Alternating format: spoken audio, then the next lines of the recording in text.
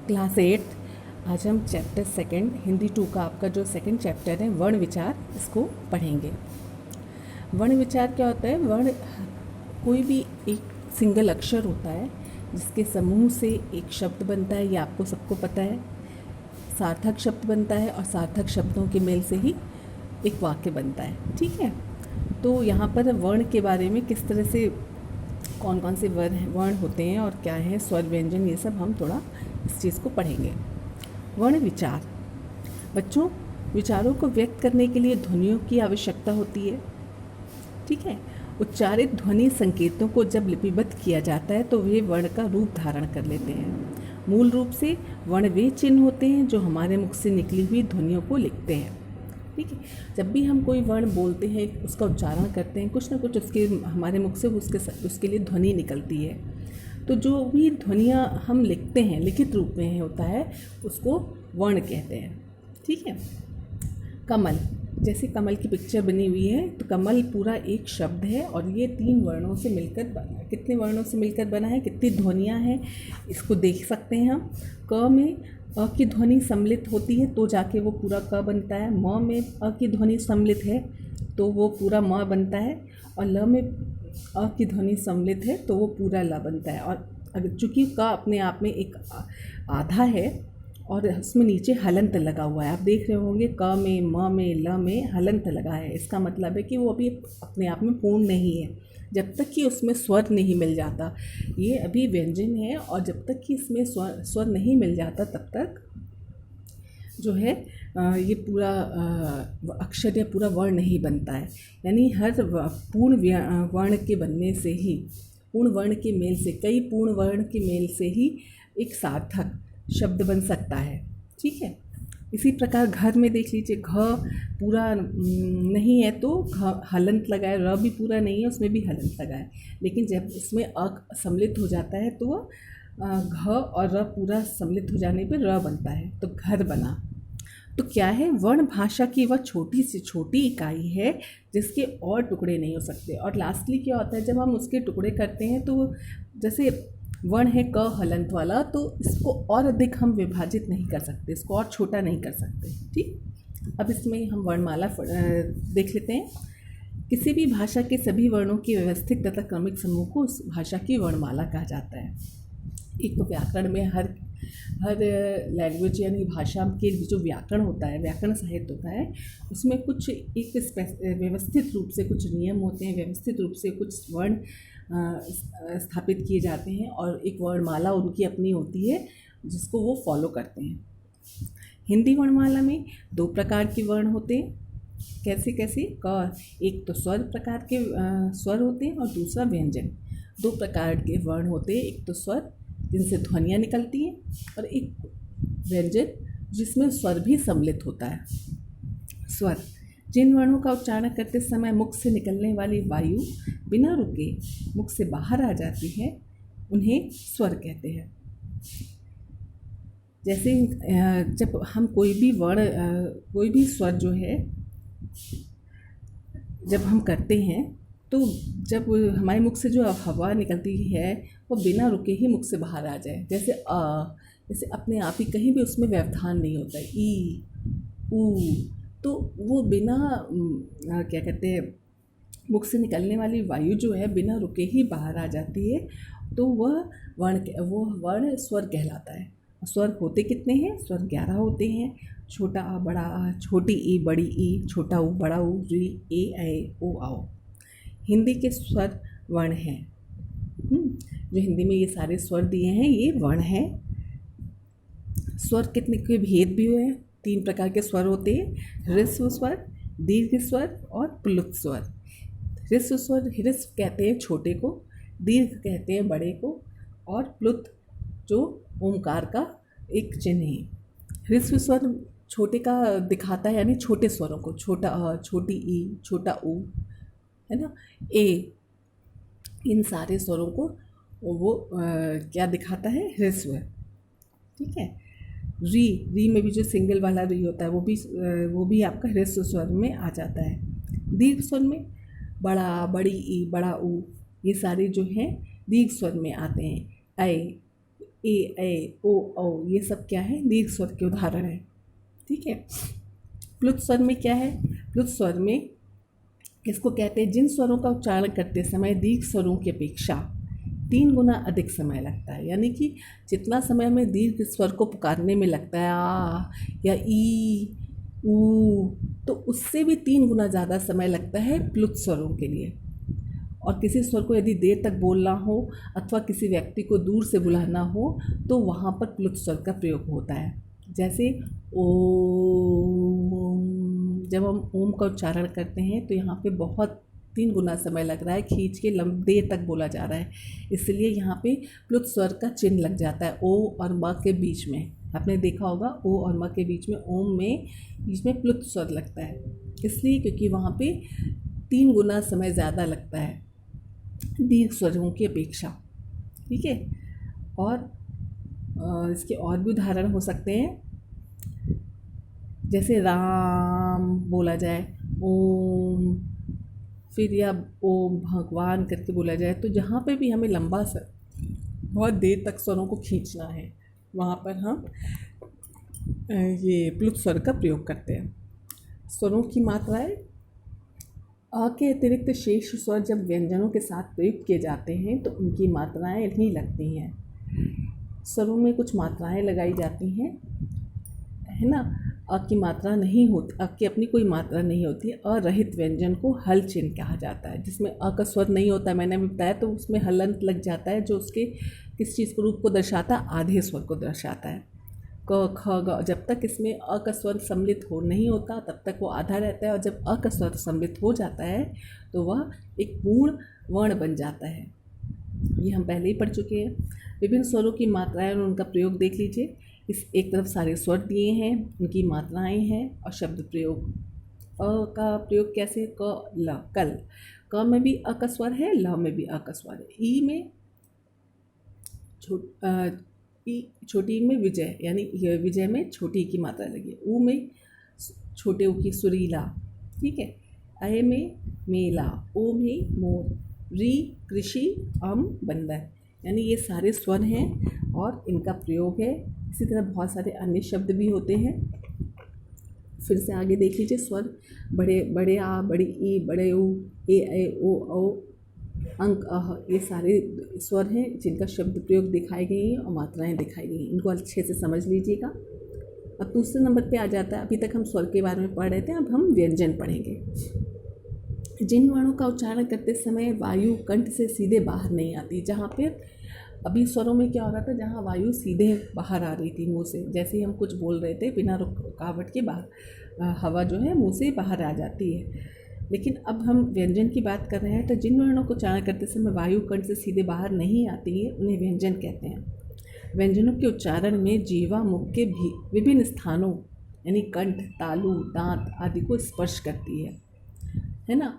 तो जो व्यंजन के जितने भी वर्ण हैं उनका उच्चारण करते समय वो कोई ना कोई हमारे मुंह के अंदर जो अंग है, कंठ यानी गले से, तालु जो हमारे जीभ के नीचे का होता है, ऊपर मुंह के ऊपर का जो तालु होता है, दांत से कुछ इन सब के स्पर्श करने से वो उस स्वर का, उस वर्ण का उच्चारण होता है।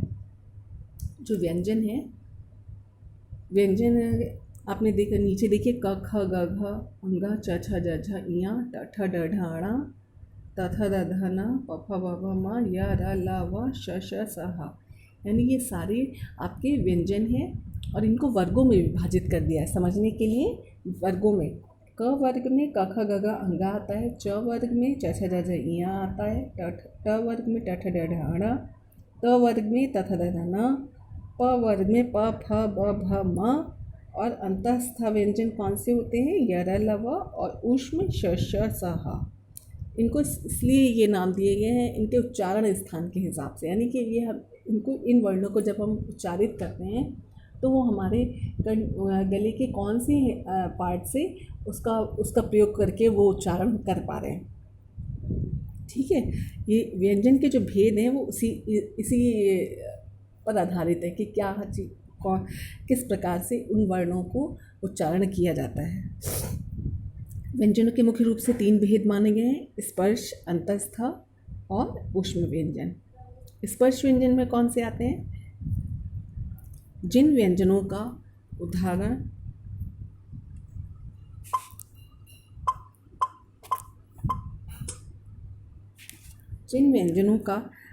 उच्चारण करते समय वायु कंठ, तालु, मूर्धा या होठों का स्पर्श करके बाहर आती है, उन्हें स्पर्श व्यंजन कहते हैं। मतलब जो ये वर्ण है स्पर्श व्यंजन में ड ढ को मिलाकर अब तक स्पर्श व्यंजन 27 हैं, है ना। ये टोटल जो आपने व्यंजन देखा वो 27 व्यंजन है। इन जब हम इन व्यंजनों में का जो उच्चारण है किससे किससे होता है? कंठ, तालु, मूर्धा या तो होठों का स्पर्श करके, इन सब इस प्रकार इन वर्णों का उच्चारण होता है। ये कितने होते हैं? 27 स्पर्श व्यंजन है। किस प्रकार है आगे देख लीजिए। स्पर्श व्यंजन की जो टेबल बनी है नेक्स्ट पेज में। क वर्ग क ख ग घ ङ, च वर्ग च छ ज झ ञ, ट वर्ग ट ठ ड ढ ण, त वर्ग द थ द ध न, प वर्ग प फ ब भ म। और उच्चारण स्थान क वर्ग का क्या है? कंठ, नाम है कंठ्या, है ना। इसका जो उच्चारण स्थान कंठ्य है और उच्चारण स्थान कंठ है। च वर्ग का उच्चारण स्थान तालु है। ट वर्ग का उच्चारण स्थान मूर्धा। क्योंकि देखिए क वर्ग का जो क ख ग घ ङ है, इसको जब हम क ख ग घ, तो ये आवाज़ कहाँ से आ रही है? ये कंठ से आ रही है, इसलिए इसका उच्चारण स्थान कंठ है। ठीक है। कंठ वर्ग क वर्ग का उच्चारण स्थान क्या है? कंठ है। और च वर्ग का उच्चारण स्थान च छ ज झ य। जब हम च छ ज झ य का उच्चारण कर रहे हैं, आप लोग भी इसका उच्चारण करके देखिएगा कहाँ से आवाज़ कहाँ से इसका इस स्वर का उच्चारण हो पा रहा है? तालु से। तालु क्या होता है? जो हमारा जीभ जो ऊपर की ओर टच होता है वो तालु कहलाता है। तो आप जब भी ध्यान देंगे च छ, तो जीभ कहाँ टच हो रहा है? ऊपर की ओर, तालु की ओर टच हो रहा है, तो इसका उच्चारण स्थान तालु हो गया। ट वर्ग में ट ठ ड ढ ण, ट ठ ड ढ ण, इन सब वर्णों के या जो ट वर्ग के वर्णों के उच्चारण जो होता है, उच्चारण स्थान मूर्धा है। मूर्धा क्यों कहा गया है? तो यहाँ पे हमारी जो जीभ है वो थोड़ी सी मुड़ जाती है। आप ध्यान देंगे जब आप ट थ, तो ये सब अक्षर जब वर्ण बोलेंगे, उच्चारण इसका करेंगे, तो इसका हमारी जीभ थोड़ी सी पलट मतलब मुड़ जाती है, तो इसको मूर्धा स्थान दिया हुआ है।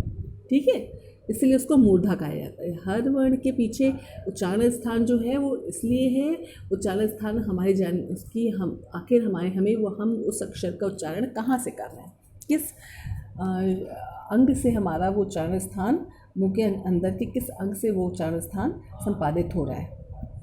त थ द ध न, ये त थ द ध न, ये वाला जो वर्ण है, त वर्ग के जितने भी व्यंजन है, व्यंजन वर्ण है, वो दांतों से टच हो रहे हैं। आप ध्यान देंगे त बोलते हैं थ द, तो ये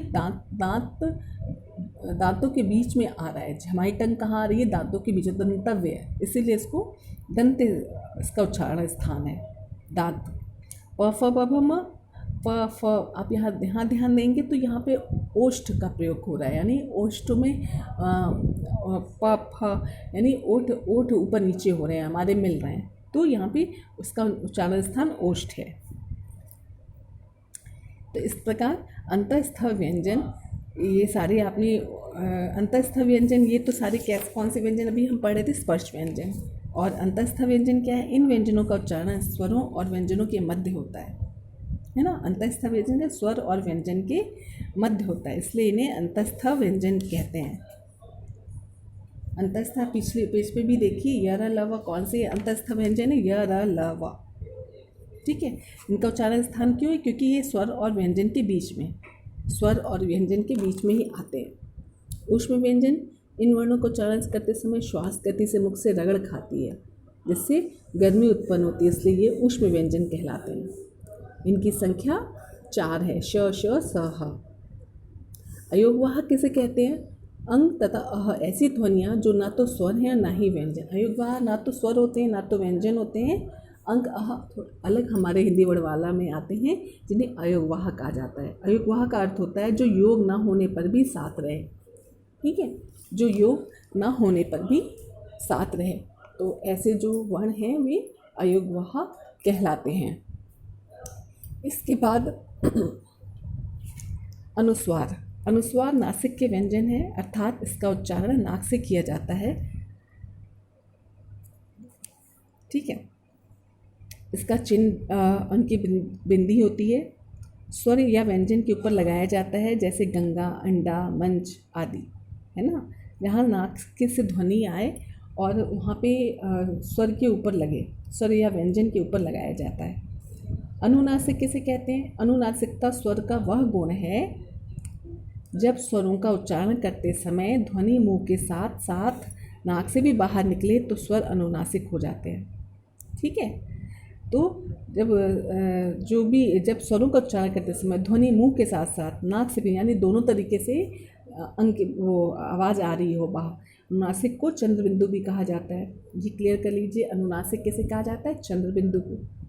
जिन स्वरों की मात्राओं का कोई भी भाग शिरोरेखा के बाहर नहीं निकलता वहाँ इसका प्रयोग किया जाता है।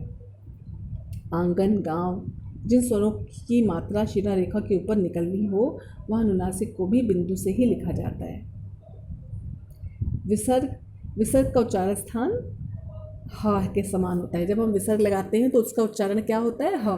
जैसे अह, है ना, मूलतः, दुख, प्रातः, ये सब क्या है? विसर्ग के। तो इसमें उसका उच्चारण स्थान ह है। संयुक्त व्यंजन थोड़ा देख लें। दो भिन्न भिन्न व्यंजन ध्वनियों को जब एक अक्षर के रूप में लिखा जाता है तो वह संयुक्त व्यंजन कहलाता है। यानी दो भिन्न भिन्न व्यंजन ध्वनियों को, दो भिन्न अलग अलग व्यंजन ध्वनियाँ हैं, जब हम उसको जोड़ के लिखते हैं तो वह संयुक्त व्यंजन कहलाता है। जैसे क्षत्रिय वाला छ का कैसे बना? क्षत्रिय वाला छ क, श और अ के स्वर से मिलकर बना। क अलग एक आपका व्यंजन है और श अलग एक व्यंजन है, और स्वर उसमें कौन सा लग रहा है? अ, और बना क्या? संयुक्त। तो इन दोनों के मेल से जो मिलकर बनता है वो संयुक्त व्यंजन यानी छ बना। यहाँ पे इसके उदाहरण है वृक्ष है, कक्षा है, भिक्षा है ना। इसी प्रकार